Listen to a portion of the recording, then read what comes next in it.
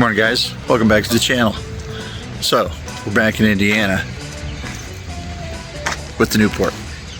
So maybe you remember about 2 months ago I came up to Indiana and we pulled this car out of a barn or a garage.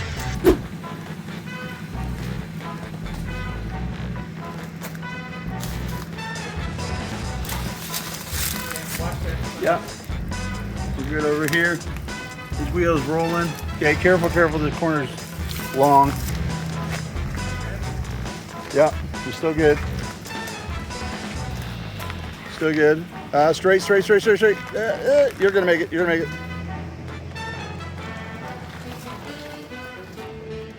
I'm gonna link the video to that here. We brought it home on Frankie. Well, not home. We brought it back here to Indiana, my buddy's dealership. And yeah, I got thinking about the car and I thought, you know what? I think I want that car.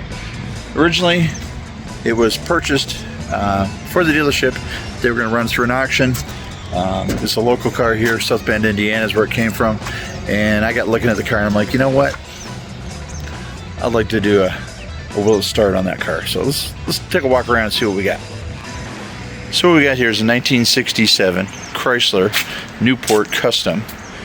She's a two-door, not a crew cab. I see a lot of these on YouTube videos and they're always crew cabs. Very few of the two-doors. So you know what? It's kind of an interesting car. It is a lot of sheet metal. I'll put a measurement here on the screen how long this car is.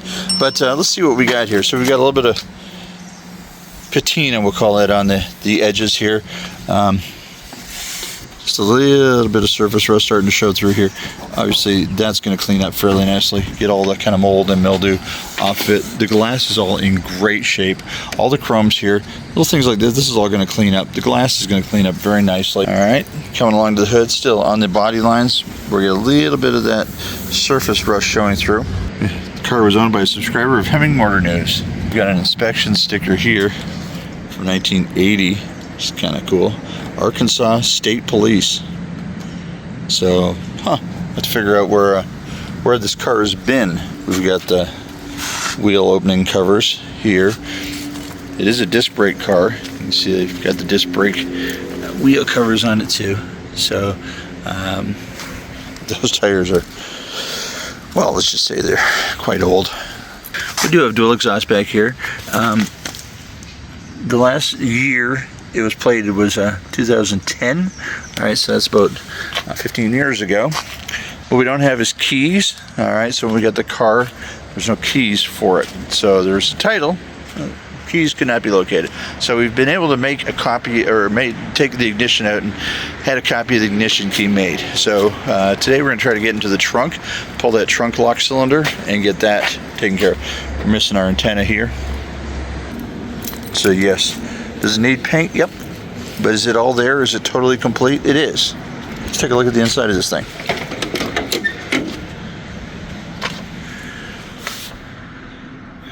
So it's got the green vinyl interior with the cloth inserts. You can see this car's in great shape. Look at those door cards. Power windows. We do have the vent windows here, and they work. So we have an AM radio. We have an alternator gauge and a gas gauge, but that's the only gauges we have. You can see right there, mileage on the car is 51,600. That is original. It's not 151. Tell by looking at the pedals. You can tell by a lot of things on this car that is just original mileage. Kind of nice. Everything in here is. There's a lot of chrome even on the inside. That coming down the door pillars is chrome. The headliner is in great shape. We've got the ashtrays on both sides of the back. We've got the split bench with the fold down armrest there. Power seat, of course. Power windows, power locks, power steering. Car was offered, I think, with the 383 and a 440 big block. And we've got not only the 440 big block, we got the 440 big block high output, which is about 25 horsepower more than the regular 440. Okay, so you see we got power brakes, we got power steering. It is an air conditioning car. Will that work? Probably not. We do have a, that's getting smaller and smaller as we look at it. So we'll have to replace that. This is a windshield washer pump. So let's get into this thing. Let's take it apart. To get a quick look over here. So the upper hose actually looks really good here. I did take a look at this lower hose earlier, and it's got a spring in it, but the rubber feels really soft. So we're going to want to change that. Looking at fluids. Hello, hello, hello. Yeah, nothing down in there, I don't think. So we're going to add a little fluid to that and see if and where it runs out. Power steering. Same situation. She's empty. Where'd it go? I don't know. Well, it's right up to the full mark. It's not milkshakey. And it smells like oil. It doesn't smell like gas. It smells like oil, not gas. So that's a good thing. What do we got in our brake reservoir here? Alright, so the back one, which would be the front disc brakes, is about bone dry. We do have a little fluid left up here, though, for the back brakes. So, let's see. This looks slightly wet up here. We've got a melted, it says fusible link down there and there, so that's a little bit melted off. What do we got? Oh, well, look at that. Okay, so that module obviously looks like it's supposed to be body mounted right there with the holes provided, and probably that way grounded to the car. Instead it's hanging on this little rubber grommet knob that's not going to ground out anything. We got the double belt here. They don't look as bad as one would expect. Of course, we got the 4-barrel under here. Let's see. Our choke is free. It is free and moving. Happy to see that. So I'm sure she's going to need to be cleaned up. But it. Oh, look at that hose. That looks rough right there. We're going to want to change that out for sure. We've got a few things going on here we're going to want to look at. I don't see any vacuum lines off, though. And you know what? I don't see anything chewed up, to be honest with you. A lot of fur in here. So where'd the fur come from? If it wasn't mice, because you know what? None of the wires look chewed on. Everything looks like it's in pretty decent shape. So I think somebody's been in here a little bit because, well, this is missing. Obviously somebody changed this out and didn't mount it back on there. It's got a battery in it. See, the battery was from 1109, so the year before the vehicle, oh, what's this? The year before the vehicle was taken off the road. What do we got down here? Kind of cool. Sort of card. Chrysler Corporation. Vehicle identification.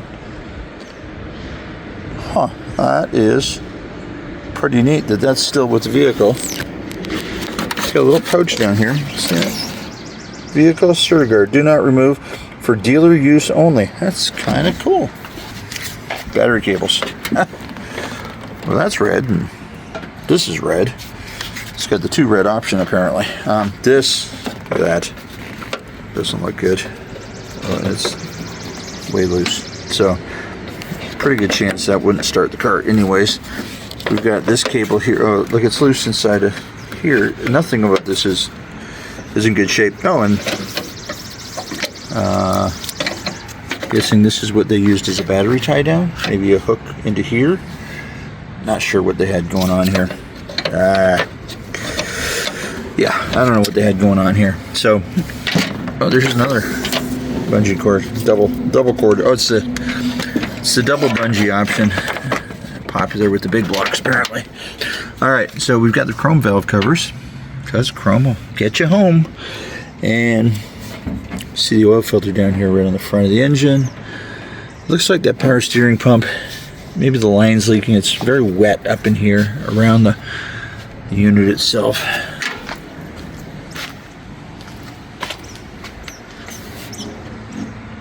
I think it's time to dig into that. The double horns up here. Can't wait to hear what those sound like. We do have dual exhaust all the way to the back. Let's get down underneath here and see what we got. So there's our floor pans. They look like they're in excellent shape. There's my exhaust coming through here. Dual mufflers. Look at those rockers. So the car does have a little body, little surface rust on it, even a little surface rust down here. Really, really clean.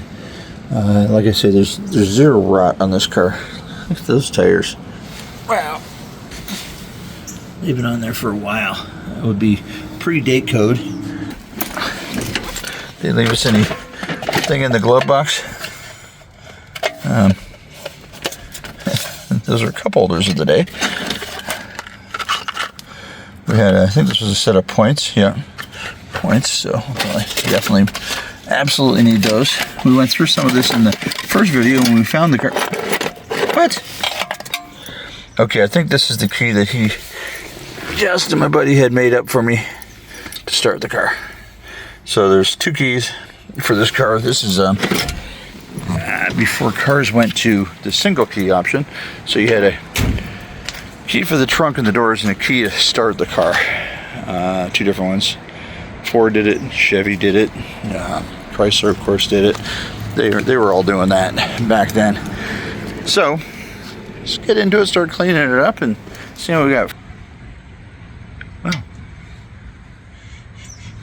It smells surprisingly like faint aroma of fuel. Doesn't smell like varnish or anything. It doesn't actually smell that bad, but it's very faint. I'm wondering if the tank was actually empty when they parked it. We got today and tomorrow to see if we can get this thing starting and running, and I did go ahead and they just got delivered right there. I had some new wheels and tires delivered, so I'm not trusting these things 700 miles, that's for sure. I had those delivered. We'll go ahead and get those put on, and then the game plan is drive home on Monday. I am cheating. I got a chase vehicle following me home, just in case. But I do have a meeting on Tuesday that's kind of important I'm there for. So we are going to do everything we can to get this home in one day. Going to leave Monday morning, and 700 miles later, see where we get to.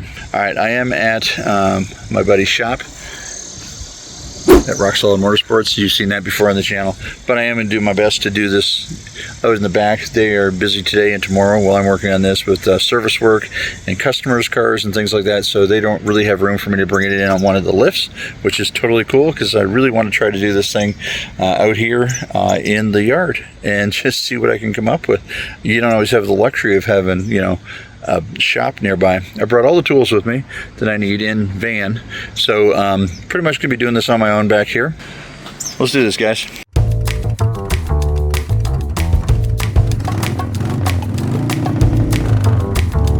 All right, let's start here.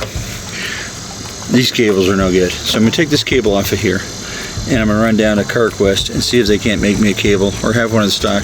They'll run over here, my solenoid, and also run down here and pick up my starter down there. So I'd like to change this cable out. I also want to change this cable out here. This is my negative cable, and they ran it. They used a positive cable. Now a positive cable is used to going over a bigger terminal than a negative terminal. So to make it fit, they just cranked the thing down tight.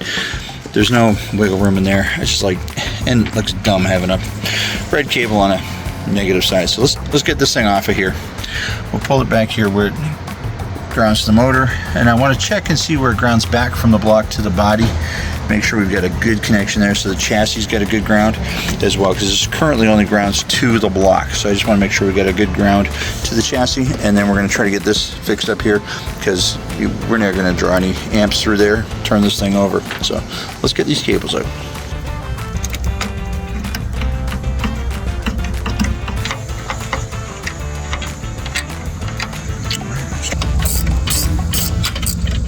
Alright, and there's one negative cable. That's happy because it's positive, I guess. Well, that's nice. Battery tray's not all rotten out. I like that.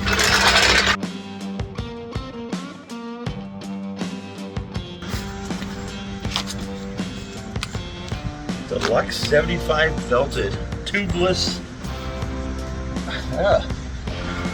oily on the bottom. 235, 75 B15s.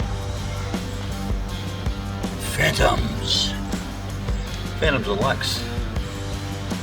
I mean, they're living large.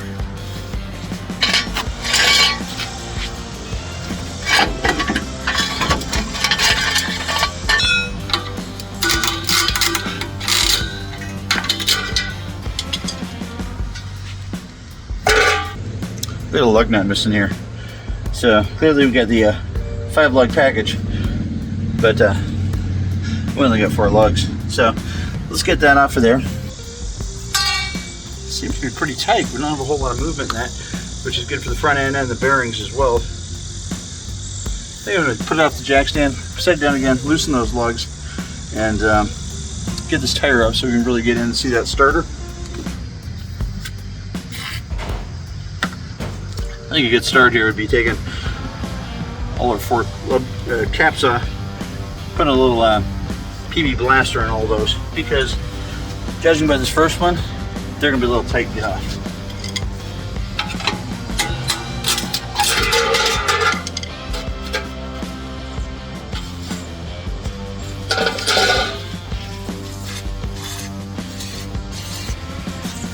Alright, so went around to the passenger side. Everything loosened up quite nicely. Driver's side rear, driver's side front, they're loosen. And I remembered, it's a 1967. So back then in the day, they thought, well, the lug nuts will come loose on the side of the car if we put them on the regular way. Doesn't look like that happens, seeing as they've changed that, and all the lug nuts are the same in a car now. But these ones are a righty loosey, lefty tighty variety, which makes me wonder if the wheel company that I ordered my wheels from understood that and sent me half my lug kit is right hand thread and half my lug kit is left hand thread. There's no notification of that in the order. I don't know if they did. They knew what car they were going on. Let's see how good they really are. But now if I try to righty tighty up, it makes me sneeze. Now look at that, they come loose. Righty tighty, see, and they're coming loose. So let's continue to righty tighty these things all the way off. I can see that wheel's already coming free, so it's not seized on there. That's nice.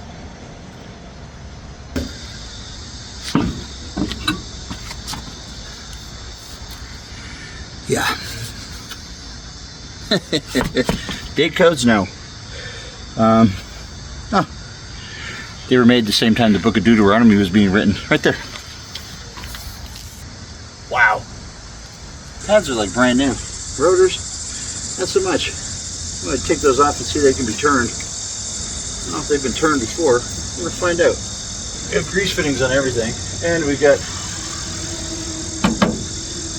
a lot of undercoating in here. So we'll probably get some black paint and just mist that around in here so it looks like it's all brand new. The little puddle on the floor is from the cleaner, the lube, not from the brakes. So let's get you down in here. So there's the rotors. It'd be nice to actually pop those wheel studs out and change them out if they indeed sent me the wrong lug nuts. How much meat's left on those pads? They look like new, don't they? So you can see the copious amounts of underspray in here, but I'm seeing no rot, I'm seeing no rust. Pretty happy about that. That could use a power washer right there. Get 0.3 extra miles to the gallon if I get all that junk off of there. Alright, grease fittings are out. We're gonna have to re-grease everything. We'll check those front make sure that it's not dry in there, make sure it's got some fluid in there, but I think I might want to check my wheel lugs and then pop those out and change them out to the right hand thread, if at all possible, if it makes sense. Because remember, we're missing a lug nut on the front here too. I'd rather change those lug studs than buy new lug nuts. Getting up under here, you see It's a transmission. It's nice and dry. Seeing a whole lot of issues there. There's our oil pan. It's a little wet, but I think that's probably coming down off the rockers up top. Here's our starter. We're going to disconnect the wire off of there. Hit the new cable. I'm seeing an engine mount up there. Let's see. It's back in here. I don't know if we get a camera there or not. It's intact, but the rubber is cracking. The exhaust looks good. So we've got a new piece of exhaust in here on this side. This pipe has been changed, obviously. Back to here. Mufflers look like they've been replaced too. I had a little bit of work done on it. This also looks new up here. This washer looks fairly new up here. So maybe a few things were done to this car. Who knows? Maybe the guy did a little maintenance once in a while. Alright, so we've got the main cable off the starter. Let's get the smaller cable off of here. Get some new cables in here because there's, you know, nothing richer than the sound of a Mopar starter. You know the sound. Okay guys, first part's run. We are leaving the dealership and heading to the... Got a couple of battery cables, battery tie down kit. Let's pick up some brake fluid while we're there. Put some in there. Let's see if it starts leaking out from any place obvious. Step one, get some power to it. See if it makes spark. If it makes spark, we'll pull fuel. If it pulls fuel, will it combust and ignite? Then we'll go down the road and then we'll stop at the end of the road. These are all things we're about to find out. Alright guys, CarQuest for the win on that one. That is our old negatives. Look at the new negative. That's right. Crimped, custom cut. They crimped it right there for me so I didn't have to buy like just an off-the-shelf cable. And then they fixed up my positive too. Put all that together, put a proper fitting on there. So appreciate you guys over at CarQuest. Got me all set up. A couple of cables, fittings, the labor to do it and all that, like 20 bucks. That's not bad. Alright, we're just getting the battery cables back in here. Look, it's black because it's negative. It's red because it's positive. That makes much more sense. We've got a relay right here, and just remembered, I bought a new one because why not? They're not that expensive, and if this is a part that might give me some trouble, then I'm going to go ahead and change it out for a couple of bucks. Let's go ahead and change out this relay real quick. Well, we're right here anyways.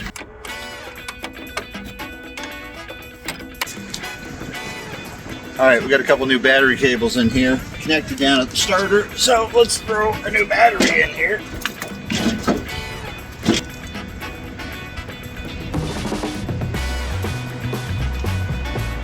Well, no sparkles. That's good. Let's go ahead and get this thing connected and jump inside, see if the key will turn. Alright, battery in. Do power. Let's see. Seat. Wow. Power seat. Up. Down. Fully functional. Nice. Horn. Dash lights.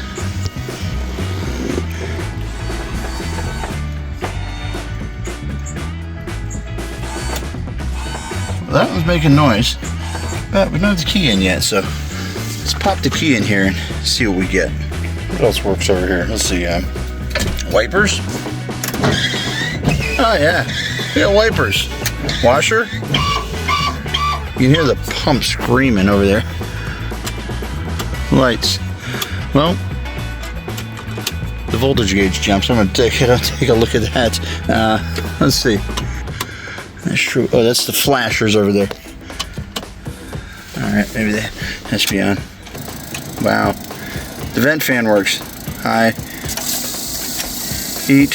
Defrost. I'm not sure if the door is open yet, but we'll figure that out in just a second here. Okay, so we got a vent fan. Now, I'll tell you what, this switch doesn't move right and it sticks in the opposition. These switches probably need to be taken out and cleaned up a little bit. I'm sure they could use a little help from sitting. It doesn't sound like we have a radio. Not really surprised there. It means we'll be listening to the phone on the way home. Let's turn the vent fan off. So the blower fan works great. We'll try the lighter there, see if we can charge a phone on the way home. We got some rear vents. Well, we'll have to see what that does. Feels like it's working. Wait, I can hear it.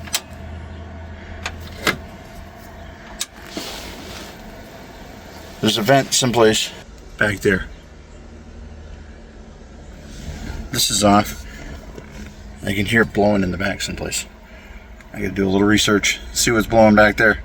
Alright, hey, these seats are super comfy, by the way. Wow, I love it. Alright, we've got the key in the run position. We've got a remote starter. Let's see if she'll turn over.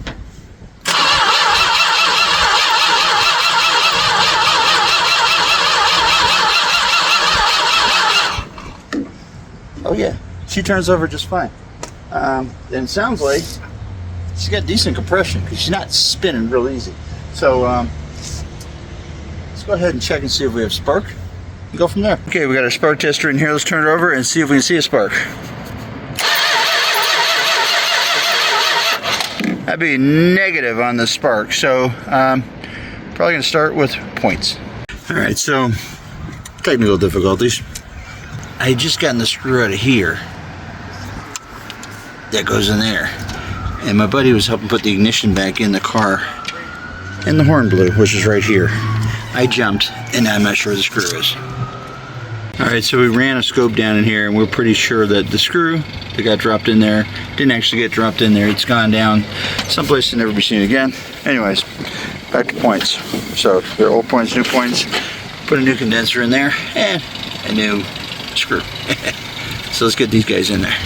Alright, let's turn it over one more time, see if we got some spark now.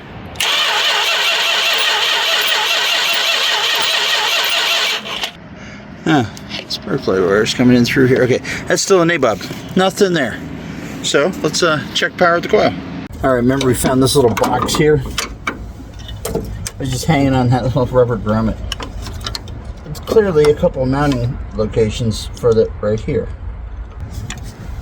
Warning, do not short any terminals to ground.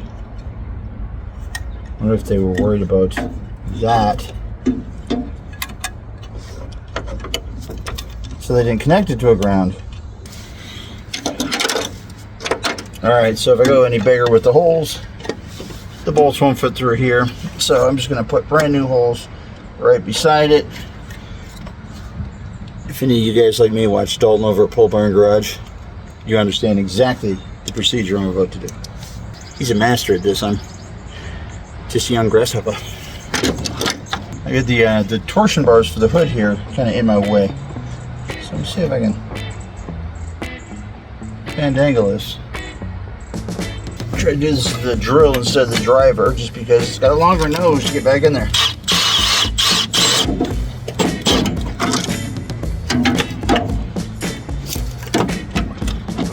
It's still bottomed out. It's hitting here. The drill's not quite long enough. Try to do this a little differently. We're going to have a whole new mounting location for this.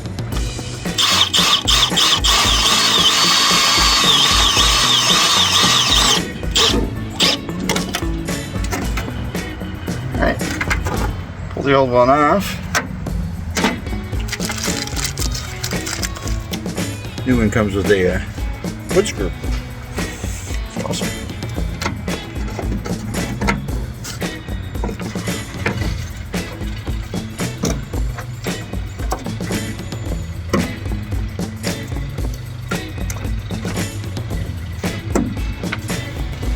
Alright, let's review. We changed the resistor.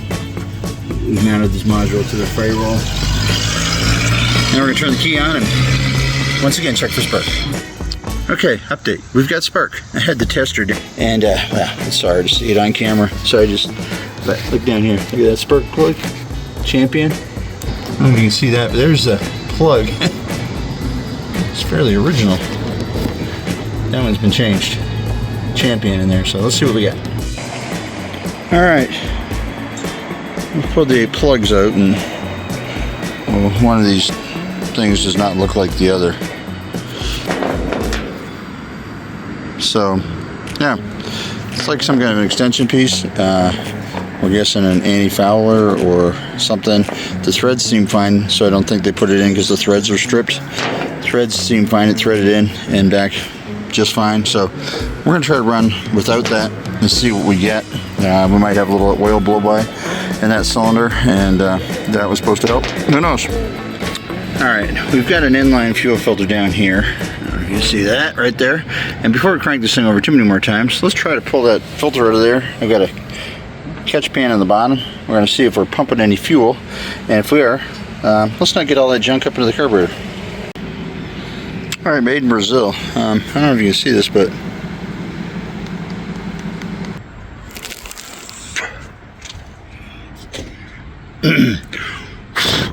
yeah, where'd you go, James?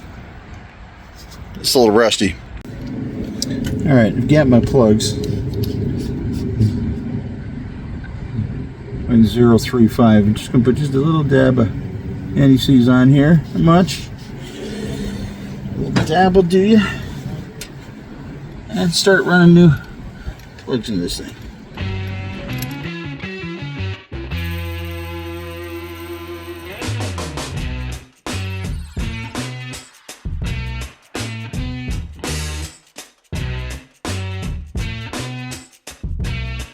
Alright guys, the plugs are in. A fun job, but this driver's side over here, the steering's in the way everywhere. Passenger side, I approve. That was nice, clear, open. All four of them went in real easy. So I think what we're going to do now is change out the cap of the rotor and the wires. Don't look terrible, but I've got a new one, so I'm going to change it. Oh yeah, picked up a new coil too, so let's go ahead and change that out. You know, we're doing the whole parts cannon method here, just, you know, throw everything at it. Definitely got to get a new fuel filter on. That was rough. There we go. Got a set of wires we're going to put on it. Don't know why my camera wasn't focusing. Cap, rotor, ignition coil. Alright, well I pulled it out and it's leaking oil. So I'm going to go with, that's a bad sign. Let's put the new one in. Alright, new ignition coil's in, but of course they don't fit over top of the screws. Why would they? So grab the drills, let's drill those out, make them fit. Alright, so now let's go ahead and hook up the distributor. And again, the hole is just a little bit small, so we simply take a drill and drill it out just a little bit.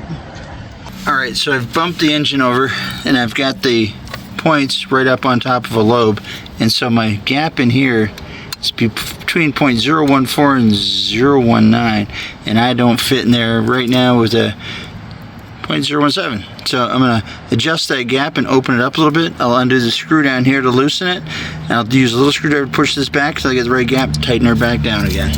Okay, that's properly gapped at this point. So what we're going to do is we're going to change out the rotor, rotor button in there, and then we're going to change out the cap. And I'm going to change these wires one at a time, and I'm going to be checking the firing order as I go. Alright, new cap's on. I did put a number 1 mark in there. I don't know if you can see it on camera. The new cap and rotor on there. 1 lines up with where 1 used to be, and we are good to go. And pull all the old wires out of here and start routing the new ones in. Routing. This one here I noticed had a split in it here.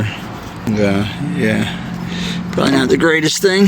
Alright, so I've laid all the wires out here on the bed of Frankie, and you see 2 of them had straight boots, and those were, I believe, 1 and 2 near the front of the engine. This really long guy here, that's got to be number 7, because he was away on the other side and at the back. So what I want to do is I'm going to take these wires here and I'm going to try to line them up lengthwise as close as I can with these guys here. And because I marked which ones these are, I can now mark these ones, and that'll just help putting the whole thing back together. Alright, so I've got all my cables lined up. Take my longest one, which is this guy right here. He's number 7. I feel like I'm playing bingo here. So we're going to put him, that'll be the new number 7. Number 5. So we're going to put him with the second longest. Boom.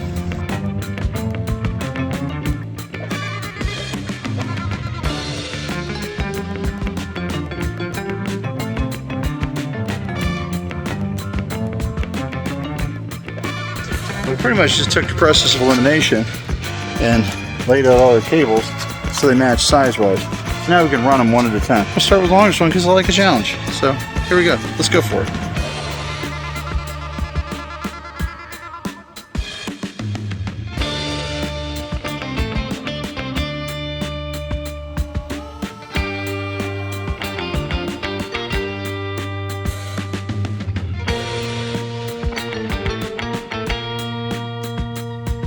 Well guys, you can tell by the incredibly great lighting that the sun, she's getting low in the sky. We couldn't figure out why this thing would not give me spark. And it turns out the coil, when we changed it, we put it back exactly like we found it, went back, checked the video, it's just like we found it. Well, it was in there backwards to start with, so that was probably part of the reason that whoever's monkeying was before couldn't get it started. So the coil is now wired correctly. We now have spark. All right, we got some 3/8 gas line. We're gonna go down here and put it on to the fuel pump. So we got our fuel filter in line down here. I'll give you a close-up of that in a second. I changed out the vacuum advance here as well on the distributor because, well, that line was like concrete. It was so harsh. So I'm gonna try to prime the fuel pump by pouring a little bit of Monster down the fuel line that is connected and just seeing if I can get a little bit of fuel to flow down into there. Kind of wet that diaphragm a little bit so it's not starting completely dry. I'm pouring just a little bit down there too. I'm kidding, I just used an empty can. Please, don't do what I do. This is a how I did, not a how-to. The idea here is we're going to turn the engine over a little bit, and we're just going to see, first of all, if it barks off from that little bit of fuel I put down the carb. Second, we're going to see if there's any fuel coming up to the carb from the pump. So, let me grab my Lone Wolf starter over there and turn the key on.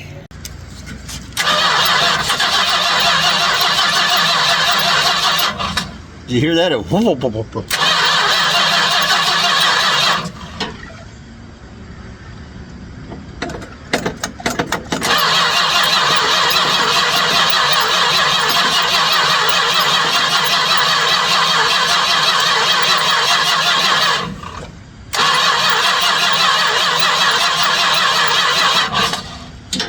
going to take a minute to prime some fuel up there. I'm looking at the clear filter I put on there though.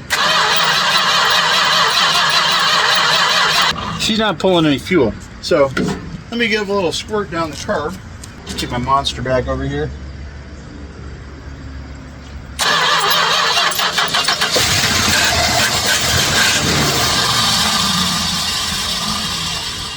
That was a runner.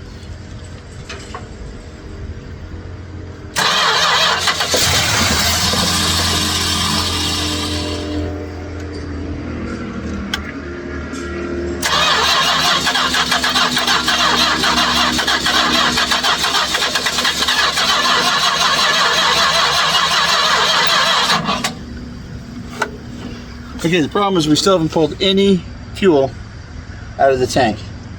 So the question is that fuel pump going to pump? I like how it fired off there for a second. A little more. Whoa, way too much. All right.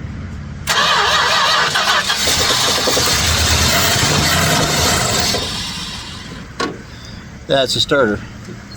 It runs.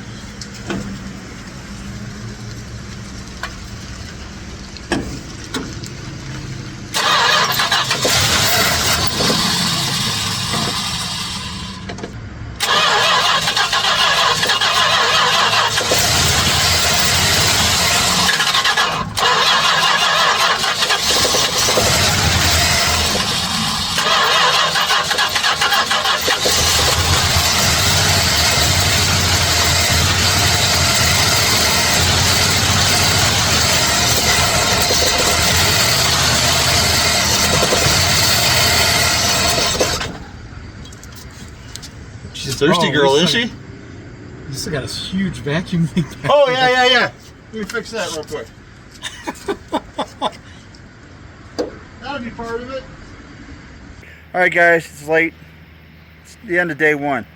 I'll be back here first thing in the morning and see if we can't get it moving around the parking lot. Morning, guys. Saturday morning, day 2 on the Newport. Seeing the wheels, tires there for the first time in daylight. Pretty happy with that. So can't wait to get the backs changed up. But this morning, I've discovered that over in that building, there's an Amish donut shop. And so, well, I'm at my skinniest point of the day.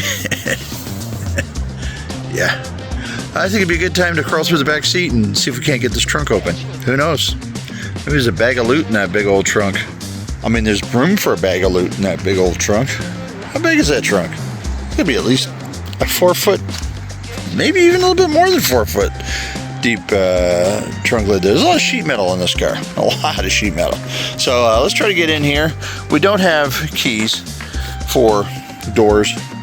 We do have keys for ignition. So let's get into it, see what we find.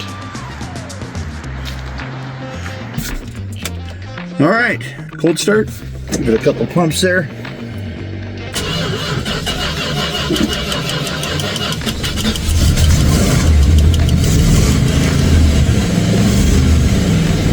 Sounds pretty good.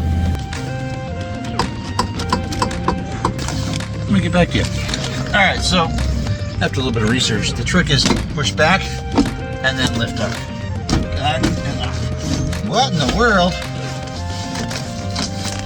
You gotta see this. I got a beach back here.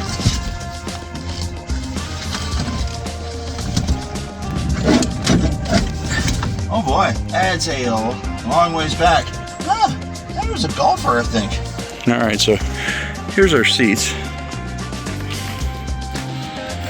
Pretty good condition, actually. There's part of a build sheet. Part of it. There's a little eaten. Look at that. It's like the beach is here. Huh, okay. But you can see there's a striker plate in the back. So that's what we're gonna have to get to. Look at that. She's solid. She is solid. Let's get some wrenches and try to get back there. Let's see. Ah. Oh man, there's a lot of clubs in here. Jumper cables in here. Oh, look at that. It's like you lost them, man. Callaway, Big Bertha. Yeah. A lot of clubs. Oh yeah. Half the extensions in Indiana. I'm 3 blocks away trying to see what size nut that is.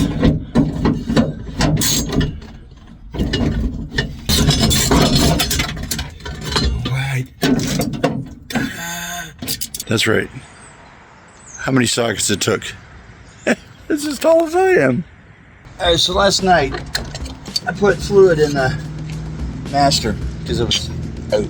Pumped on the brakes a bunch. Fluid's still there. Hasn't gone down at all. So I feel like either I'm not losing fluid or the master's just not working at all. So I sprayed a little PV blaster on here, and I'm going to see if I can loosen that off without breaking the line. Yeah, no fluid coming out of there at all. It should at least gravity bleed down a little bit. Let's see what I got going on here. Nice. Both those go really nicely. Didn't try to take the line with them. Again, I got nada. Nothing's coming out of there at all. Kind of tells me that my master might not be any good. Tell you what, go put a little pressure on the brake pedal. Come on back up here and see if we get anything. Oh, now we just started getting a little fluid here at the front. So that's gonna be for our rear brakes. This is gonna be for our front disc brakes. Now fluid is starting to flow. Just a little bit, not much. I'm gonna leave that loose so that it can kind of gravity bleed itself a little bit, but not squirt fluid everywhere. I'm gonna pump on that brake pedal a few more times, get a little more pressure in there. See if I can, in essence, bench bleed it on the cart. I got fluid on both sides now. Still have lots of fluid in here. Let me pump it a few more times. See if we get some bubbles out of it. I got great pressure up here. Close that off. Pretty sure I'm gonna have to do wheel cylinders in the back. It'd be nice if we get these front brakes to come around. And folks, we have a pedal. We have a pedal. Okay, spray down the bleeder on here. that off and see if that's gonna bleed down at all. Look at that. The whole bleeder screw right out. I got nothing there. I'll pump that pedal a little bit more and see if I can get some brake action down here. Now, very good chances that rubber line is no good. Let's do a little preemptive soak on that. There we go. So, what's happening is the brakes are applying and then they're sticking on. So that tells me fluid might be getting through that hose. It's probably collapsing the inside and it's not letting it go back the other way. Let me pump the brakes one more time and see if that locks up again. Still turning freely. Okay. No, it's just got a stiff spot in it. That's what it is. When we got the car, I picked the car up, all four wheels were froze. They broke free pretty quickly, but they were froze up when we got it. All right, so here's what we're looking at here. This thing has just got a lot of mud on it. So let's go ahead and clean it up a little bit. The line actually looks like it's in pretty good shape as far as lines go. It's not rusted or rotted or anything. The car is incredibly solid. It's got miles and miles of mud on it. That is not going to be good for the fuel economy on the way home. Pulling half of the farm with me here. I just realized that actually what I picked up and brought was the rear brake flex line. So, all right.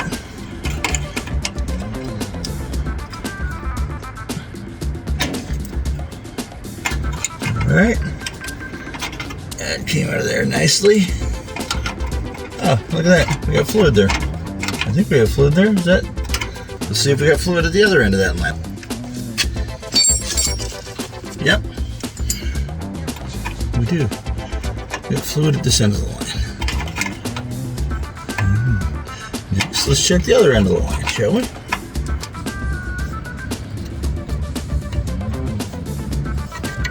Okay, so getting fluid there too, aren't I? So, I guess I need to have somebody go in there and push on the brake pedal and see if it locks this thing up. If it does, next question is why am I not getting fluid at the top of it yet? I need to sit there and gravity bleed for a little bit. Nothing coming through yet. Now, I'm just going to leave that bleeder screw loose. See if she doesn't drain off on her own just a little bit there.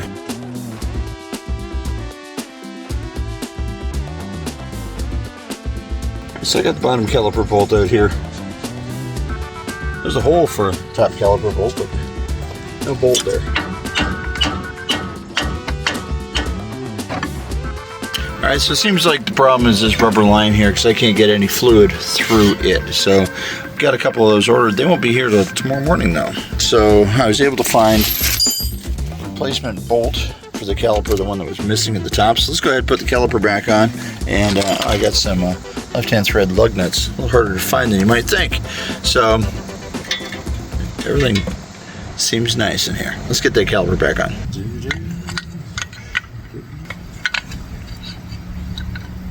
Put the pad towards the rotor. Stops better and probably a whole lot of noise as well.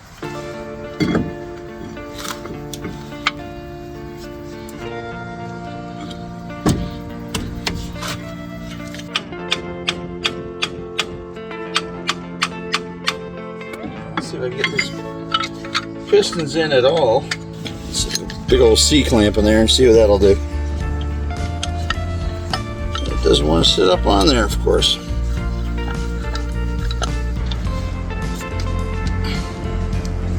Oh, that moved back because fluid just squirted out. There you go. Success. And just get both pistons on one side moved back. Should be enough to get this back on there. See that fluid coming out? That means piston moved for me. That also means piston's not seized, which is kind of nice. There we go. Much nicer. Much nicer.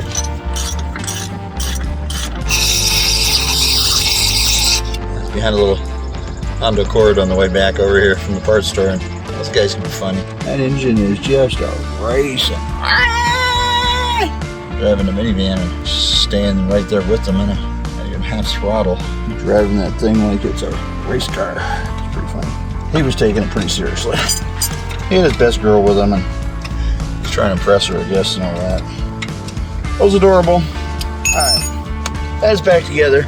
Let's turn the wheel straight. Let's put the tires back on this thing, lower it back down. When you pump the pedal, there's brakes someplace. I'm just not sure where they are. So, we might have enough brakes to put in gear and drive it over there where the garden hose is and just clean it up a little bit. Who knows? Let's see what we got.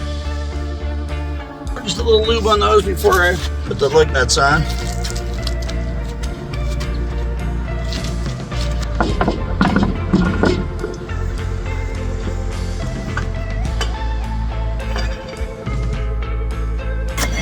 So we're good there. That little rubbing noise you hear is where it's hitting the spot where it was parked. But look at that.